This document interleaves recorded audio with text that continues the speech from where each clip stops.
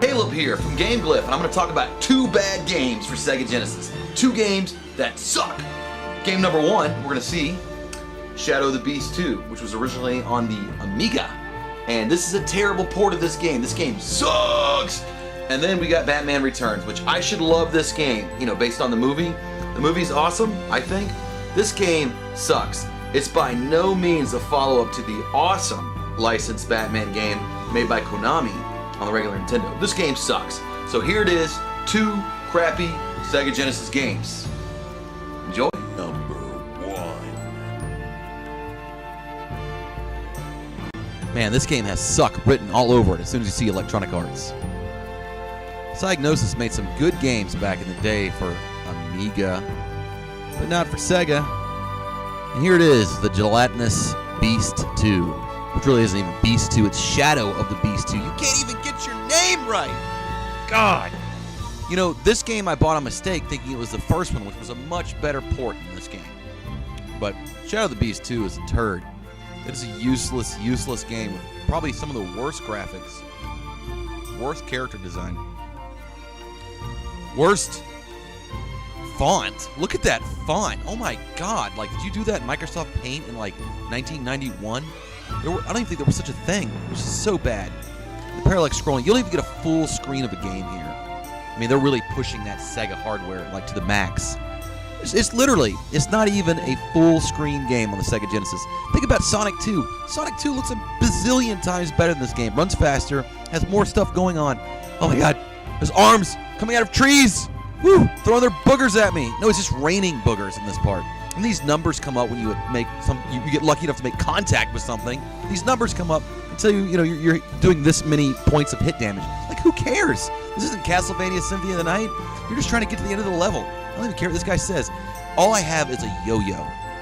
Shadow of the Beast 2 is the adventures of a half-naked dude in a freaking thong running around with naked guys falling out of trees, and he hits his yo-yo at them. That's all he's trying to do. Hit you with my yo-yo, hit you with my yo-yo. This game's a travesty. It really shouldn't even exist. So you just want to get to the end of the level. Your offerings are the different items you can pick up, which, who cares? No one's going to play this game to even find out. Shadow of the Beast 2 is a turd. It's an ugly, ugly turd. What is that flying creature, and why does it break apart like that? Why is everything so weird and odd, and the colors are so ugly? Why does this game exist? How did this pass through the seal of approval? I don't know. Electronic Arts was just shoveling out anything they could at the time to make money. This was just another game to them that they did a shoddy port of. So I'm going to grab this rope, move on down here to the water that gives you a seizure as soon as you see it. I mean, look at this water. How do I know if I'm going left and right? There's no indicator. There's no indicator of what I'm supposed to do here. So I just jump. Oh, okay, I'm making it through. I'm making it through. It's a beautiful sunset, might I add. You put arrows on the rope. And why does it look like you can't go that way? And then a Pteranodon comes out and tries to kill me. That's not even a Pteranodon. What is that? It's like flying poop. I don't see the point of this game. It really had to load so I could go across a bridge. Oh my God. And I instantly died. No. No. No. No. So is it going to start me back at the very beginning? What? That's right. You guessed it. If you die in this terrible piece of crap game, it'll make you start all the way over. The very, very beginning. Shadow of the Beast 2 sucks. Number 2.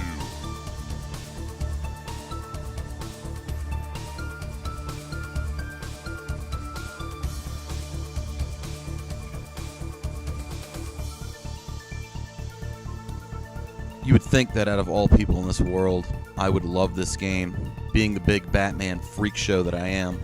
I mean, I have Batman hats, Batman socks, Batman underwear, if that's not TMI. I've got Batman pajamas. I got old Batman action figures. I got Batman video games. Hell, one of my favorite games is Batman Arkham. The whole Arkham series, amazing. Love every single one. Love every Batman movie, except for, of course, Batman Forever and Batman and Robin. But even in those movies, there's a little bit of fun there. But not in Batman Returns for Sega Genesis. This is a game that is like going to the worst job ever. The whole game is work. Every second. Like, why are these flames coming down at me like this? Like, why are they only coming out of here? This doesn't even make sense in any way. and then you just glide down to the bottom and die. And then I start here, like that's where I want to start. I want to start there, of all places. Now, I do enjoy some of the graphics in this game, even though they're really crap. Even for the time period that they came out, they were better looking games. You would have thought that a Batman game would look better than this. It's not like they didn't have the money. So in this game, you play as, of course, Batman. You're trying to stop the Penguin and Catwoman. You know, the bird and the fish are after the bat and trying to destroy Gotham City on Christmas because they're jerks like that. So you have to go through Gotham City and beat up weird clown people that look like they're from Pandemonium or from the woods of South Carolina. Pretty freaked out, needless to say. And you can build up points there in the bottom left-hand corner. You've got your different items you can switch between on Batman's utility belt by pressing start. You can get batarangs and you can release bats at people. You can use your grappling hook by pressing up and jump, and it's a really awkward, stiff mechanic, and it attaches to only certain things. You can also jump and press in a direction and press jump again and hope that your grapple hook actually attaches itself to something. Or you can just punch gargoyles once and they explode. Why are you fighting gargoyles in Gotham City? When has that ever happened? I don't remember a comic book or a movie where that happens. I'm sure Batman has fought everything. He has fought Dracula. I'm sure he has fought some gargoyles at some point. But that's just not like a main staple of Gotham. Not something you would expect to see in the first level. And then when he dies like Samus or something. He just closes his cape around himself and turns into like a vapor. It's scary. It's weird. But anyways, so you're purple Batman trying to get through Gotham City where everything else is purple. And the graphics get uglier and uglier the longer you look at them. They get blurry, they get pixelated. This game was just sloppy, and you can tell that Konami obviously did not make this game because there's no love. Like, what? Why? Why would they do that? Like, how would I know that I can't float down there? You can hold up to look up and hold down to look down, but it doesn't really go that far. And you just have to assume, hey, I can grapple here. Boom. And then I'm fighting Catwoman. Catwoman, as sexy as she is, played by Michelle Pfeiffer, but not in this game. She's played by a bunch of crappy pixels. All she wants to do is somersault and backflip everywhere, and it's really freaking annoying. So you punch her, you kick her, and she keeps flipping around all over you, and she's completely transparent when she does that. Some bad collision detection there. She also just flip kicks you, and that hurts for some reason over and over again. You can see her health bar down there being the yellow one. I'm trying to reduce it, but I'm not doing very well, so let's switch some weapons here. Let's try...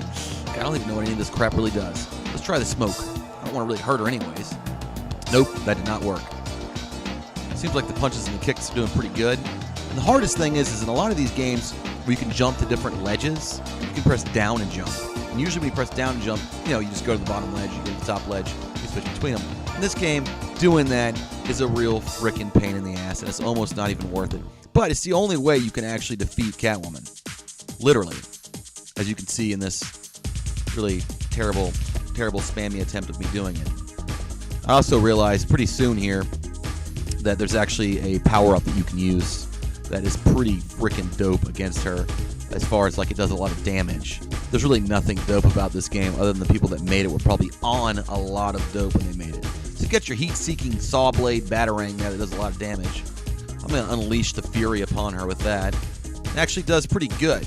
Now, if only I could not die. That's right, everything's purple, so I should be in a good mood. This game has more purple than Final Fantasy 13. I don't know why they went with purple for Gotham City. That's not Gotham. Blue is not Gotham. So after you fight her, you don't really kill her. She gets really upset about herself, and then you turn out to be in this level where everything is wrong. Is there something wrong with the game? Are the pixels all crooked? Why is this level crooked?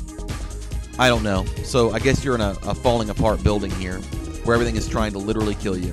And because you deplete everything you have, you just accidentally release the bats and it does nothing. There's clowns on unicycles, which are, a little bit scary. You can't go in any of the doors that you see, but they're there anyways. And the graphics are just kind of repeats. You just try to glide around and jump around and get through this obstacle course of death where everything is literally trying to kill you. And of course, if there's clowns, you know it's bad. Clowns are always bad in every game. Like, there's no game where the clown's a good guy, unless you want to count some McDonald's game, but who wants to play that game? Even the one by Treasure. I'm sorry.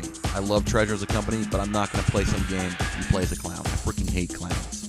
If you don't hate clowns, there's something wrong with you. If you are a clown, you hear me saying this, then you are now a sad clown, and I'm sorry. But there's got to be something else you can do than be a clown. I mean, for reals. So there's a whole room here of spikes that doesn't make any sense. Like, why would there be a room in this building that's just like spikes? I mean, I guess when I was a kid, I used to pretend that was like Poison Ivy's rose thorns. But Poison Ivy isn't in this game, nor was she in the movie. So that can't be what it is. That just makes too much sense. So I made it past the room of spikes, and there's another jerk of a clown with his unicycle spinning around in circles. There's steam for some reason coming out of pipes at the bottom of this place. This place obviously needs to be condemned, especially because that same window is everywhere. That's really starting to creep me out. So I punch this head. I don't know why I punch his head, and he explodes into the vent. Yay, I got through it. Was that fun or what? No. Now this part actually looks really cool, but it makes no sense. Like, what do you do, punch the knees? No, you don't take out the knees. Of course not. I mean, why would I think to punch the head? It's a freaking animatronic machine spitting gears. It doesn't make any sense. Like, why would I even do this? Why would Batman fight this? I feel like in this part, instead of trying to punch this stupid thing that's spitting out fireballs or missiles or whatever it is, I would just walk past it, man. I would walk past it, find that off switch, and kill that SOB. I mean, it's running off electricity and gear and penguin juice or whatever. This is not in the movie. This doesn't make sense. Why are these men so anatomically correct? I don't know. It's definitely not a good thing. But either way, this part really doesn't make sense in the game. The controls in this game are absolutely freaking terrible. They're absolutely terrible. You jump with C, and you think that you can hold that down. You do the glide. That's not true. You jump and you hold down A all the way on the other side of the Sega Genesis controller. You hold down A to glide. It makes no sense. So I'm trying to hit this guy with some batarangs up here. This seems to be the ticket. Nope. Dead. Oh my god. Start all the way back over again. This boss is really hard, and I've made it through this guy a couple times, not on this playthrough, and it's not even worth it. I'm telling you, it isn't even worth it. Look at him. Take it. Take it. Come on. I can do it. Nope. Nope. I mean, this is just absolute bullet hell and ridiculous. And there he is. Batman is dead. He's not just dead. Batman gives up. So you think you'd start over? Yeah, you start over all right from the very beginning of the act, from Act 1. Batman Returns on Sega Genesis. Sucks. Really bad. Really bad. I'm going to commit suicide as Batman. And that's it. The end. Thanks for watching Game Glyph, and don't forget to subscribe.